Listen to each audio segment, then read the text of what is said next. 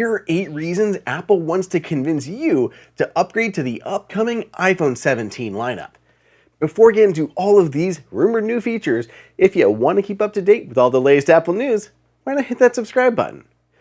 We're only months away from Apple unveiling the all-new iPhone 17 Air lineup, including the radical iPhone 17 Air. And it may be the most upgrade-worthy yet.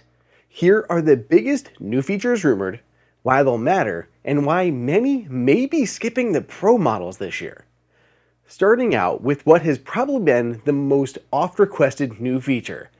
Apple will be bringing ProMotion to all iPhone 17 models with the ability to adjust the refresh rate on the fly up to 120 Hz. Anytime I talk about future iPhones or any base iPhone, the comment section is filled with people insisting that 60 Hz is no longer acceptable. I've long said that your average person does not care about this feature, and I still stand by that.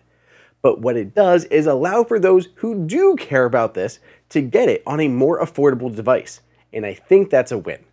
iPhone 17, 17 Air, 17 Pro, and 17 Ultra, or Pro Max, will all have ProMotion this year, which has been reiterated multiple times by various leakers and analysts. Next, Apple's finally getting around to upgrading that third camera on the iPhone 17 Pro and 17 Pro Max. All 3 rear-facing cameras will be 48 megapixels. Right now, only the ultra-wide and the wide lenses are 48 megapixels, while the tele-lens is 12 megapixels. This means not only will we get higher resolution zoom shots, but we could get more digital zoom at the same time. You'd be able to crop in and still have a usable image going beyond what Apple offers now. I've mentioned it before, but I think one of the biggest ways Apple is going to try to convince people to upgrade is with the wholly new iPhone 17 Air. This phone will replace the existing Plus model, as it's the lowest performing model of the lineup with reportedly only 8% of iPhone 16 sales. Apple will hope to woo customers with a more affordable price point than the Pros, yet in a new super slim design. Samsung just revealed its kind of prototype Galaxy S25 Edge with an impressive rumored 6.4mm thickness. The latest rumors say Apple's iPhone 17 Air may be as slim as 5.5mm, easily making it the thinnest iPhone. Comparably, the iPhone 16 Pro here is 8.25mm. 5.5 would shave off more than a third of this thickness. And before everyone starts shouting Bendgate 2.0 in the comments, you don't think Apple has tested these things on this new phone and is anticipating that? I'm sure people will be able to bend it with enough force, but I really think that this phone is going to be popular for a lot of people. If you want to learn more about the iPhone 17 Air, I have a whole dedicated video for you that you can check out, and I've linked it here. Number 4 on my list of upgrade-worthy changes is an improved cooling system.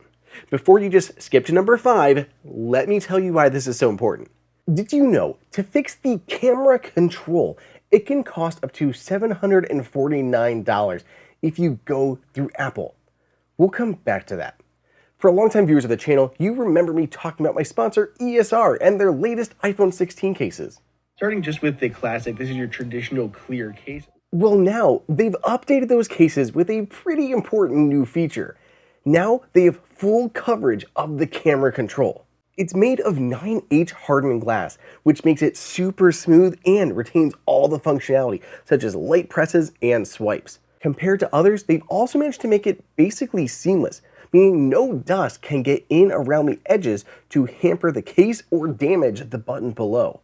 There are only a few cases out there that offer protection for the camera control on the iPhone 16 line. With Apple charging literally up to $749, it's probably a good idea to protect it. And of course, they have the same protection as before and the same adjustable metal stash stand built into the camera guard that even works with MagSafe accessories at the same time. If you want to try the ESR Halo Lock Classic Hybrid case with cover for the camera control, I put a link in the description. iPhones get very warm, which impacts everything from general performance to battery life. Apple finally got serious about this with the iPhone 16 lineup that does stay cooler than previous models. But the iPhone 17 will go even further with a vapor cooling chamber. These are usually liquid-filled blocks inside of the device that replace a traditional heatsink. When heated, the liquid evaporates and moves around the chamber as vapor, spreading the heat around. That vapor then condenses down to a cooler liquid, which returns to a wick structure to be heated again at the source. If your phone runs cooler, it will charge faster. Battery will last longer.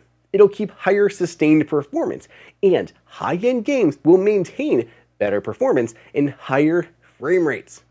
A new thermal system doesn't sound like something fun, probably hard to market, but holy smokes does it have a lot of implications in actual everyday use. And speaking of performance, we'll also have Apple's latest silicon, the A19 and A19 Pro. By the sounds of it, the iPhone 17 and 17 Air will use the A19, while the A19 Pro will be yet again reserved for the 17 Pro and 17 Ultra.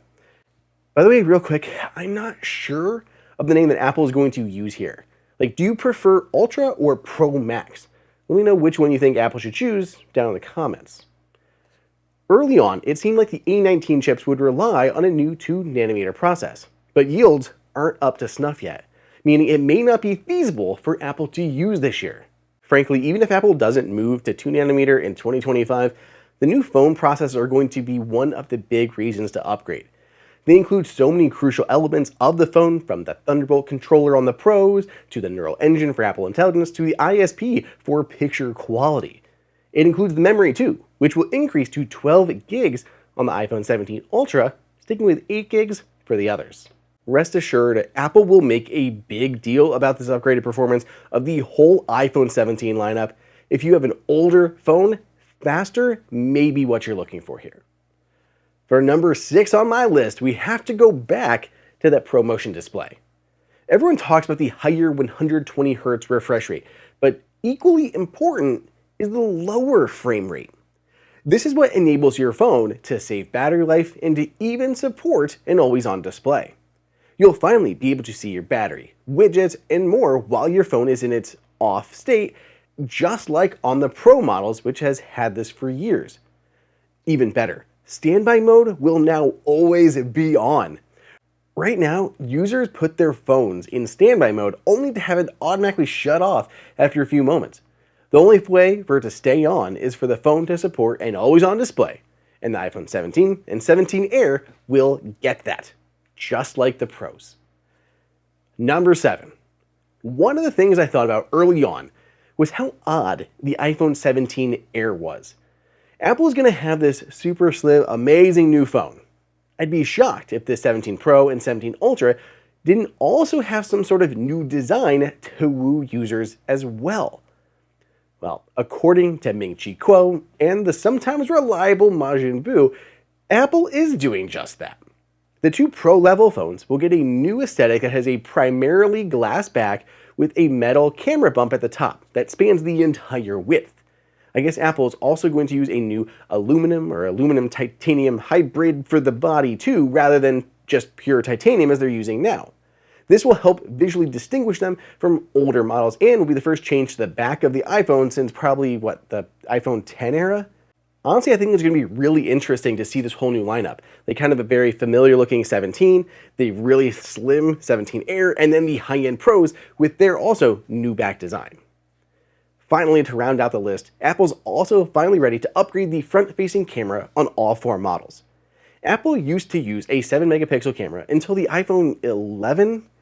Apple then finally moved to a 12-megapixel sensor, but it hasn't really changed since. Now, they will have all 24-megapixel sensors, doubling their resolution. Selfies are really important for users. I know I have a lot of selfies with my wife and my kid that I treasure, and they're some of the worst photos, technically, because of the small sensor, low resolution, and poor low-light performance. That will get fixed. I also love how this isn't too gate-kept behind the high-end models.